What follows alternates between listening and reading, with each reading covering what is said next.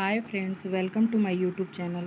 आज का हमारा टॉपिक है वेंट्रिकुलर सेप्टल डिफेक्ट। आज हम आपको वेंट्रिकुलर सेप्टल डिफेक्ट के बारे में बताएंगे। जैसा कि मैंने अपने प्रीवियस वीडियो में आपको बताया था आर्टेरियल सेप्टल डिफेक्ट, अब हम पढ़ेंगे वेंट्रिकुलर सेप्टल डिफेक्ट। तो आइए फ्रेंड्स, हम अपना टॉपिक स्टार्ट करते हैं। आज हम आपको वेंट्रिकुलर सेप्टल डिफेक्ट का definition, cause, types, sign symptoms, diagnosis, management और कॉम्प्लिकेशंस। तो सो फ्रेंड्स, हम डेफिनेशन से स्टार्ट करते हैं। ठीक है, देखिए definition. In this condition abnormal opening between right ventricular and left ventricular. देखिए इस कंडीशन में क्या होता है, जब वेंट्रिकुलर सेप्टल डिफेक्ट होता है तो फिर क्या होता है उसमें कि इन दिस कंडीशन एबनॉर्मल ओपनिंग, मतलब कि इस कंडीशन में क्या होती है कि एक एबनॉर्मल ओपनिंग, मतलब कि एक असामान्य छिद्र हो जाना। ठीक है, between right ventricles and left ventricles. किसके किसके बीच में होता है, तो राइट वेंट्रिकुलर और लेफ्ट वेंट्रिकुलर में। जैसा कि हम आपको फिगर में दिखाते हैं, देखिए ये है आपका वेंट्रिकुलर। ठीक है, ये इधर का आपका हो गया लेफ्ट वेंट्रिकुलर,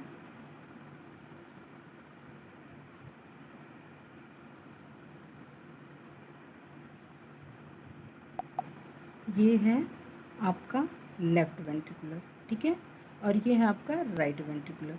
ठीक है, अब यहाँ पे ये जो बीच में सेप्टम है, देख रहे हैं आप, तो यहाँ पे जो बीच में सेप्टम है इसमें क्या होती है कि एबनॉर्मल ओपनिंग हो जाती है। ठीक है, मतलब कि इसमें ओपनिंग नहीं होनी चाहिए, लेकिन जब वेंट्रिकुलर सेप्टल डिफेक्ट के साथ अगर कोई पेशेंट है तो उसके अंदर क्या हो जाती है, कैसे वो पता चलता है कि वेंट्रिकुलर सेप्टल डिफेक्ट है, तो उसके दोनों वेंट्रिकुलर के बीच में जो सेप्टम होता है, जो राइट और लेफ्ट में डिवाइड करता है, उसी में क्या होता है, एक ओपनिंग हो जाती है, जिसे हम क्या कहते हैं, वेंट्रिकुलर सेप्टल डिफेक्ट। तो फ्रेंड्स, हम चलते हैं अब कॉजेज़ पे, टाइप्स पे। अब हम इसके टाइप्स पढ़ेंगे। जैसे मैंने एट्रियल सेप्टल डिफेक्ट्स के टाइप्स पढ़ा हम लोगों ने, वैसे ही वेंट्रिकुलर सेप्टल डिफेक्ट के टाइप होते हैं कि कहाँ पे ओपनिंग होगी तो किस टाइप में होगी, और किस जगह पे ओपनिंग होगी तो किस टाइप में होगी। तो इसके अकॉर्डिंग हम आपको बता दें कि जो टाइप्स है वेंट्रिकुलर सेप्टल डिफेक्ट का, उसको हम दो पार्ट में डिवाइड करते हैं। फर्स्ट है प्रीमी मेम्ब्रेनस और सेकेंड है मस्कुलर। ठीक है, तो अब हम पढ़ेंगे प्रीमी मेम्ब्रेनस वेंट्रिकुलर सेप्टल डिफेक्ट क्या होता है। तो वो when opening in the upper part and nearest of valve. अब देखिए फ्रेंड्स, इसमें क्या होता है, प्रीमी मेम्ब्रेनस मतलब कि when opening in the upper part and nearest of valve. ठीक है, जब सेप्टम के अपर वाले पार्ट में, मतलब कि जो सेप्टम का ऊपर वाला भाग होता है, उसमें अगर ओपनिंग हो गई, ठीक है, और क्या होता है कि वॉल्व के पास, ठीक है, तो आपके वॉल्व के पास जो वॉल्व होती हैं उनके पास, या अपर पार्ट, सेप्टम के अपर पार्ट में ओपनिंग हो जाती है, एबनॉर्मल ओपनिंग हो जाती है, उसे ही हम प्रीमी मेम्ब्रेनस वेंट्रिकुलर सेप्टल डिफेक्ट कहते हैं।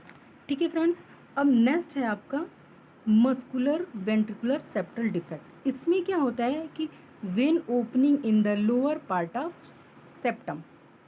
आपका प्रीमी मेम्ब्रेनस में क्या होता है, अपर पार्ट में होता है। मस्कुलर में क्या होगा कि जब लोअर पार्ट, सेप्टम के लोअर पार्ट में जब कोई ओपनिंग हो जाती है, उसको हम क्या बोलते हैं, मस्कुलर वेंट्रिकुलर सेप्टल डिफेक्ट। अब हम पढ़ेंगे कॉज के बारे में कि क्या क्या कॉज होते हैं। तो आइए फ्रेंड्स, हम आपको कॉज के बारे में बताते हैं। देखिए इसमें जैसे कि हम वेंट्रिकुलर सेप्टल डिफेक्ट अभी हमने टाइप्स बताया ना, तो ये जो देखिए, ये जो बीच में यहाँ पे है ना ओपनिंग, ये रेड कलर दिखाई दे रहा है, तो आपका ये जो ब्लू कलर का है, इसमें भी, इसमें का ब्लड क्या हो रहा है, इसमें भी आ जा रहा है। ठीक है, राइट वेंट्रिकुलर में भी लेफ्ट वेंट्रिकुलर का ब्लड आपका इसमें भी इंटर हो जा रहा है।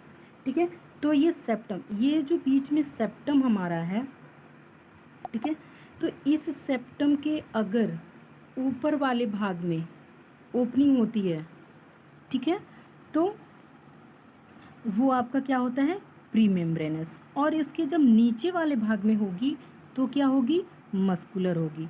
तो देखिए मैंने फर्स्ट में बताया था कि जब प्री मेम्ब्रेनस में क्या होता है कि जो ओपनिंग होती है ऊपर वाले भाग में तो होती ही होती है, लेकिन जो वॉल्व होती है उसके पास में होती है। तो यहाँ पे कौन सी वॉल्व होगी, पल्मोनरी वॉल्व या आयोटिक वॉल्व, जो भी हो, इन दोनों के मतलब किसी भी वॉल्व के नज़दीक, क्योंकि ये दोनों वॉल्व यहाँ पे रहते हैं, ठीक है, पास ही में रहते हैं। तो जो आपका आयोटिक वॉल्व होता है वो आपके लेफ्ट वेंट्रिकुलर से जुड़ा रहता है, और जो आपकी पल्मोनरी वॉल्व रहती है वो आपके राइट वेंट्रिकुलर से जुड़ी रहती है, ठीक है।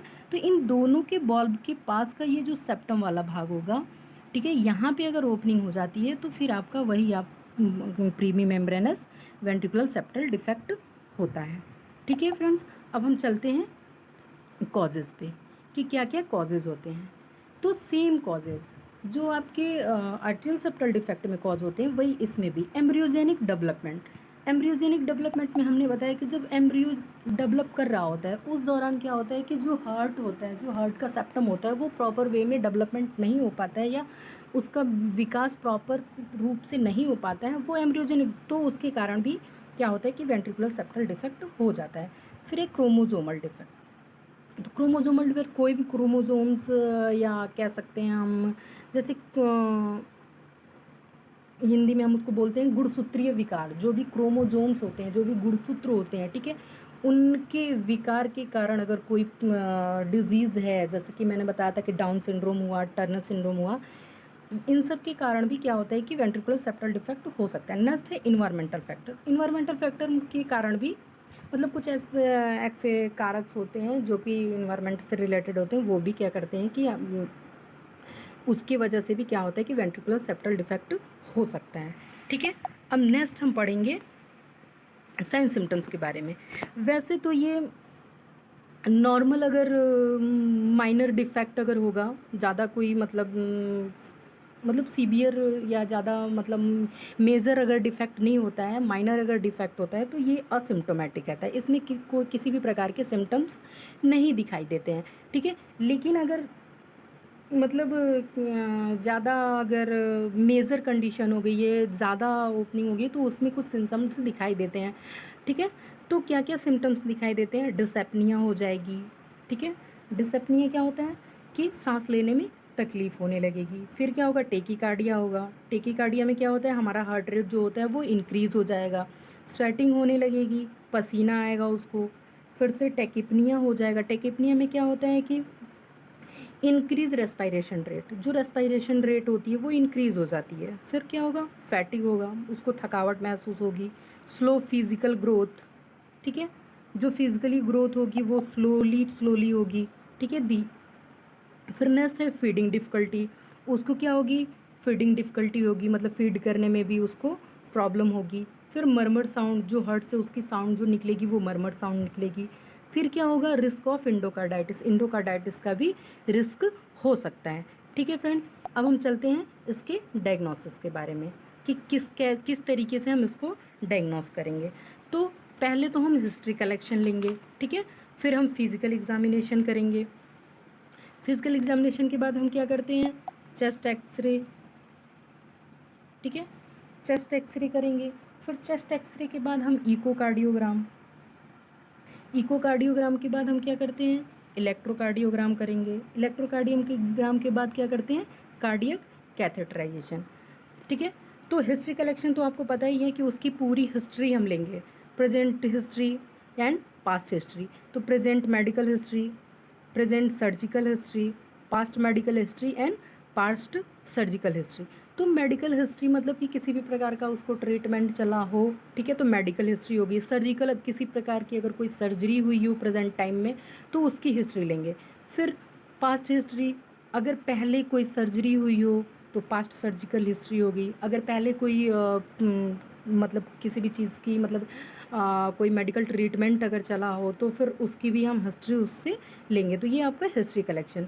फिजिकल एग्जामिनेशन में हेड टू टो एग्जामिनेशन करते हैं। फिर चेस्ट एक्सरे, हम उसका चेस्ट का एक्सरे कराते हैं। फिर चेस्ट एक्सरे हम किस लिए कराते हैं कि जैसे कि जो भी हमारा कार्डियोमेगाली, जैसे कि कार्डियोमेगाली जो कार्डियक होता है, जो हृदय होगा उसका आकार बढ़ अगर जाता है तो फिर क्या होगा कि वो एक्सरे में इंडिकेट करता है, ठीक है, शो अप करता है। अगर चेस्ट एक्सरे हम कराते हैं उसमें इस कंडीशन में अगर कार्डियोमेगाली उसको है तो फिर क्या होता है कि उसमें कार्डियोमेगाली इंडिकेट करेगा, ठीक है। नेक्स्ट है ईसीजी। ईसीजी हम क्यों कराते हैं? हमने बताया था कि एक इकोकार्डियोग्राम होता है, एक इलेक्ट्रोकार्डियोग्राम। तो इलेक्ट्रोकार्डियोग्राम में हम उसकी इलेक्ट्रिसिटी देखते हैं और इकोकार्डियोग्राम में उसकी एनाटॉमी फिजियोलॉजी देखते हैं, ठीक है। फिर है नेक्स्ट आपका कार्डियक कैथेटराइजेशन। तो कार्डियक कैथेटराइजेशन हम क्यों करते हैं? जैसे कि देखिए हम क्या करते हैं कि उसके ग्रोइन एरिया से, ठीक है, उसके ग्रोइन एरिया से हम क्या करते हैं कि एक कैथेटर पास कराते हैं, ठीक है। उसमें क्या करते हैं कि कॉन्ट्रास्ट डाई डालते हैं। कॉन्ट्रास्ट डाई क्या होता है कि एक चमकीला पदार्थ होता है, ठीक है। जैसे कि उसको क्या करते हैं कि हम जब कैथेटर डालते हैं और उसमें वो जो कॉन्ट्रास्ट डाई होता है, जो चमकीला पदार्थ होता है, वो हम उसके अंदर इंजेक्ट कर देते हैं, जिससे कि हमें जो भी यहाँ वहाँ पे एबनॉर्मलिटीज़ हैं, मतलब कि जिस वेन्स में एबनॉर्मलिटीज़ है, जिस जगह पे, मतलब कि जिसके लिए हम कार्डियक कैथेटराइजेशन क्यों करते हैं? वेंट्रिकुलर सेप्टल डिफेक्ट, मतलब कि हृदय में कोई भी अगर डिफेक्ट होगा उसके स्ट्रक्चर में या उस मतलब उसके स्ट्रक्चर में अगर कोई भी डिफेक्ट होता है तो वो हम क्लियर देख सकते हैं। जैसे कि क्या होता है कि वेन्स वगैरह, जैसे हम एंजियोग्राफी करते हैं, एंजियोग्राफी में क्या करते हैं, अगर कोई वेन क्या हो रही है, अगर उसमें क्लॉटिंग हो जा रही है, थ्रोम्बोसिस की कंडीशन हो जा रही है, तो फिर हम क्या करते हैं, उसके लिए हम देखते हैं, एंजियोग्राफी करते हैं। तो उसी तरीके से कार्डियक कैथेटराइजेशन यही होता है कि कार्डियक में हम कैथेटर पास कराते हैं और उसमें कॉन्ट्रास्ट डाई डालते हैं, एक चमकीला पदार्थ होता है, जिससे कि वहाँ की चीज़ें जो होंगी वो हमें क्लियर दिखाई देती हैं, ठीक है। वो जहाँ जहाँ पे आपका डाई जाएगा वहाँ वहाँ की जो भी चीज़ें होंगी वो क्लियर दिखाई देंगी, ठीक है, बिल्कुल साफ दिखाई देंगी। आगे बात समझ में। अब हम चलते हैं इसके मैनेजमेंट के बारे में, ठीक है। अब हम पढ़ेंगे मैनेजमेंट कि इसको हम कैसे, अगर किसी को वेंट्रिकुलर सेप्टल डिफेक्ट है तो उसका क्या मैनेजमेंट है, हम उसका क्या प्रबंधन करेंगे। तो मेडिकल मैनेजमेंट तो in mild cases not requirement of the medical management, ठीक है। माइल्ड केस में क्या होता है कि मेडिकल मैनेजमेंट की कोई रिक्वायरमेंट नहीं होती है, कोई ज़रूरत नहीं पड़ती है। क्या होता है कि ये जब 1 से 2 ईयर्स के जब बच्चे हो जाते हैं तो ये डिफेक्ट कभी कभी क्या होता है कि ये अपने आप ही ठीक हो जाता है, ठीक है। अगर ये ठीक नहीं होता है तो हम उसके लिए क्या करते हैं, in severe cases use of cardiopulmonary bypass surgery method, ठीक है। तो इससे हम क्या करते हैं, कार्डियोपल्मोनरी बाईपास सर्जरी करते हैं, ठीक है। और उसको क्या करते हैं कि हम डेक्रॉन पैच, ठीक है, मैंने पहले भी आपको बताया था कि डेक्रॉन पैच होता है, ठीक है। तो उसके द्वारा हम क्या कहते हैं कि पैची क्लोजर जिसके बोलते हैं, मतलब पैच के द्वारा क्लोज कर देना। तो हम डेक्रॉन पैच के द्वारा पल्मोनरी बाईपास सर्जरी करेंगे और वहाँ पे डेक्रॉन पैच लगा के उसको, जो भी ओपनिंग हुई है उसको हम क्या करते हैं, क्लोज कर देते हैं, ठीक है फ्रेंड्स। Thank you.